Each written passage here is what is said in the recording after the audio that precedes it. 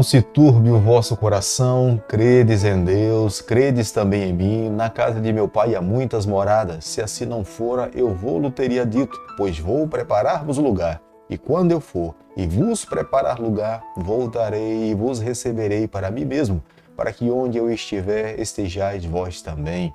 Muito bom dia! Com essas palavras de Jesus nós começamos mais um dia.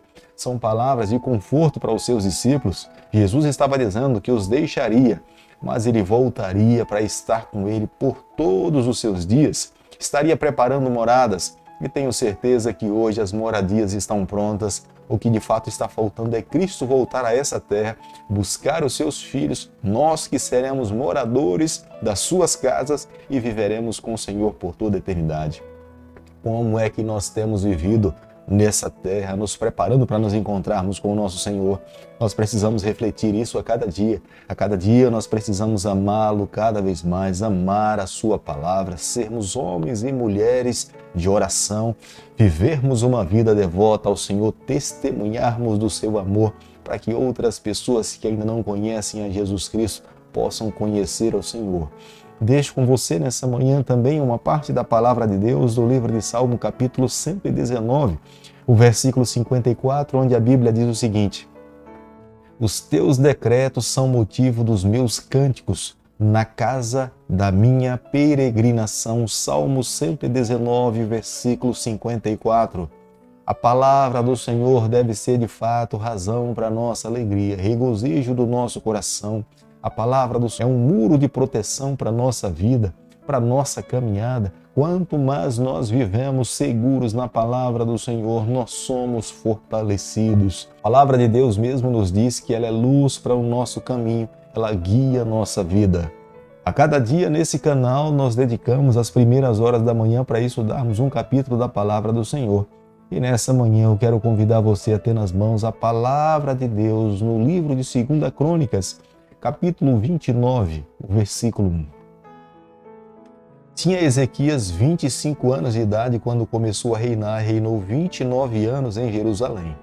Sua mãe se chamava Abia e era filha de Zacarias.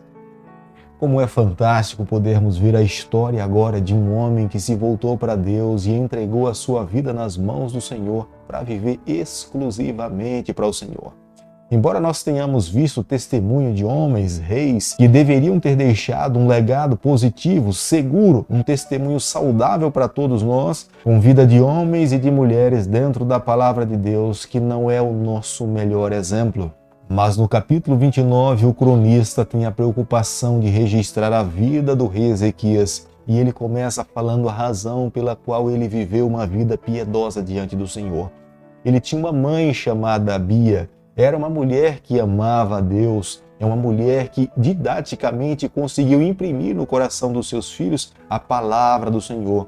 Acredito que uma das formas mais adequadas nos dias em que nós estamos vivendo para registrarmos na vida dos nossos filhos as verdades é vivermos primeiramente essas verdades. Nós não podemos dizer para eles qual é o caminho que eles devem seguir, mas nós temos que andar com eles nesse caminho para que eles vejam que é um caminho seguro e que também eles precisam abrir mão de todas as suas vontades para seguir a vontade do Senhor. A palavra de Deus nesse capítulo, o cronista se preocupa em dizer que Ezequias andou ao lado de Deus, buscou o Senhor, escolheu viver uma vida devota ao Senhor e as suas primeiras ações é reparar o templo. Ele chamou os sacerdotes para que pudesse voltar às atividades normais. Logo em seguida, ele convidou os governantes, os líderes, para que também junto com ele pudesse estar nesse momento de adoração ao Senhor. E não posso negar nessa manhã, é o líder de fato que busca, é que chama, é ele que motiva as pessoas a amarem ao Senhor. Parte do líder é a responsabilidade de pastorear o rebanho, e o rei Ezequias toma nas mãos essa liderança, conduzindo o povo do Senhor pelo caminho que ele entende, que é o caminho da palavra de Deus, é o caminho da cruz. Para que todas as pessoas pudessem se sentir valorizadas, reconhecendo que estavam contribuindo para uma obra importante, o rei Ezequias dá livremente a oportunidade para que todas as pessoas pudessem ofertar. E na medida que foi dada a abertura, para que todos pudessem ofertar, a nação de Israel se sentiu feliz e reconheceram que tinham pecado e agora estavam tendo a oportunidade mais uma vez de se reconciliar com Deus, voltar-se para o templo e ter a certeza que o soberano se manifestaria no meio deles e eles seriam abençoados e se tornariam cada vez mais uma nação forte. A primeira atitude que é marcante para nós nessa manhã, nesse momento que temos a palavra de Deus nas mãos, é conseguirmos compreender que Ezequias sentia a necessidade de fazer uma reforma entre o povo do Senhor. Ele sabia que da forma pela qual a nação de Judá estava vivendo não levaria a lugar nenhum. Eles iriam fracassar, não conseguiriam ter uma nação forte sem a bênção de Deus, sem uma vida devota ao Senhor, jamais alcançariam as vitórias. E é a sua primeira atitude. Ele começa a reformar o templo, levar o povo a entender da necessidade de se voltar para Deus, abandonar os ídolos e viver uma vida consagrada ao Senhor. Um outro passo extremamente importante que o rei Ezequias dá entre o seu povo como líder, reconhecendo da sua responsabilidade de conduzir uma nação cada vez mais a amar ao Senhor, é levá-los a reconhecer dos seus pecados e cada vez mais galgar os patamares da santificação. Ele sabia que isso não iria acontecer da noite para o dia, mas era um processo, alguém teria que começar. E ele, como sendo o rei da nação, do povo do Senhor, ele tinha a responsabilidade nas mãos de chamar todo israelita, todo o povo a entender que somente no Senhor as suas necessidades seriam supridas. Enquanto eles estivessem se voltando para outros deuses, as necessidades pessoais de cada israelita não seria suprida por completo. Mas se eles abandonassem os ídolos, se voltassem para Deus, eles receberiam a bênção de Deus e Deus estaria no meio do seu povo. O rei Ezequias é um modelo para nós nos dias em que nós estamos vivendo. Ele toma a iniciativa. Alguém tem que tomar a iniciativa. Se nós nos deparamos com um grupo de pessoas e reconhecemos que esse grupo não está honrando ao Senhor, alguém precisa reconhecer e tomar a atitude para que possa ajudar as outras pessoas a seguirem o caminho que deve ser seguido. Se alguém toma a iniciativa de amar a Deus, estudar a palavra do Senhor, viver uma vida correta diante do Senhor, a sua vida começará a influenciar a vida de outras pessoas a seguirem o mesmo caminho.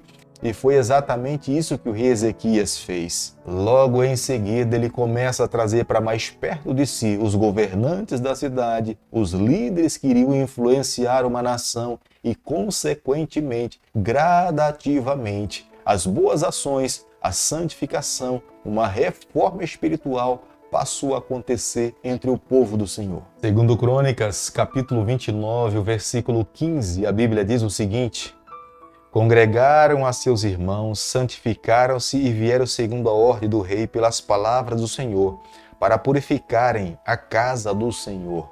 Toda reforma espiritual, todo processo de santificação precisa nascer na palavra revelada de Deus, as Santas Escrituras. Se uma reforma espiritual não acontecer como tendo base a palavra do Senhor, ela não terá efeito, ela não conseguirá alcançar os seus objetivos.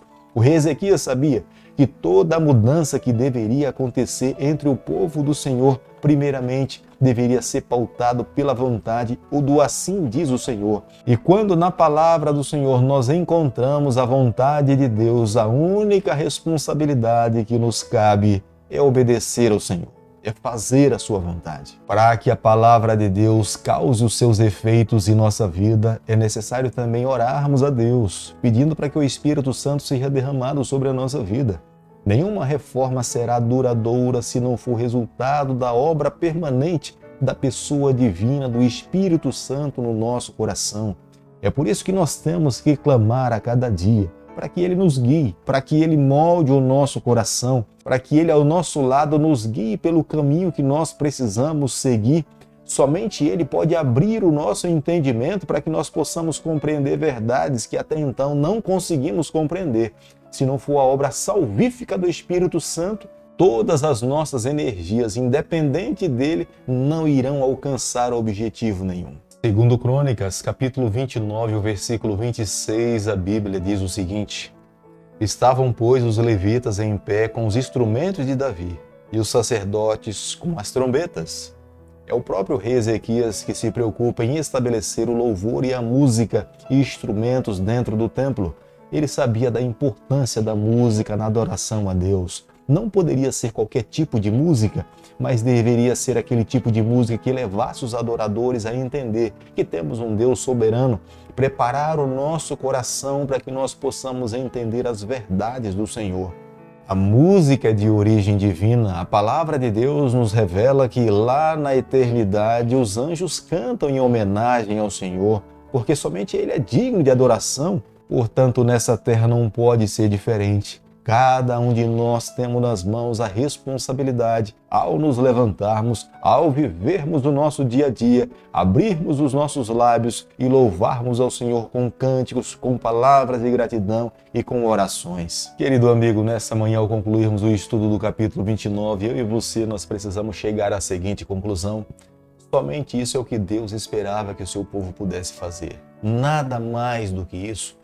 Deus esperava que o seu povo gradativamente se voltasse para Ele, abandonasse os seus pecados, deixasse de lado os postes ídolos e tivesse exclusivamente um lugar para adoração a Deus, reconhecendo que Ele é soberano, Criador de todas as coisas.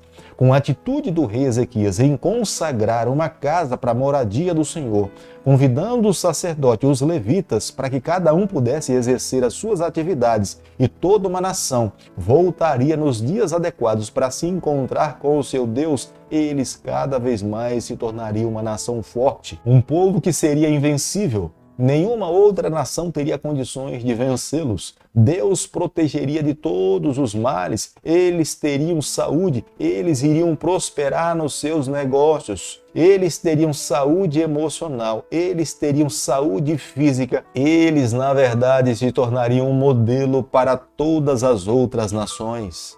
Mas Deus queria ser soberano sobre a vida do seu povo. Ele não poderia ser mais um Deus na adoração dos israelitas. Ele queria ser exclusivo, o único, somente a Ele toda adoração. Nós não podemos nos esquecer nessa manhã da responsabilidade que a mãe de Ezequias teve em prepará-lo para essa função. Ezequias não chega no trono despreparado. Ezequias, na verdade, teve uma mãe cuidadosa.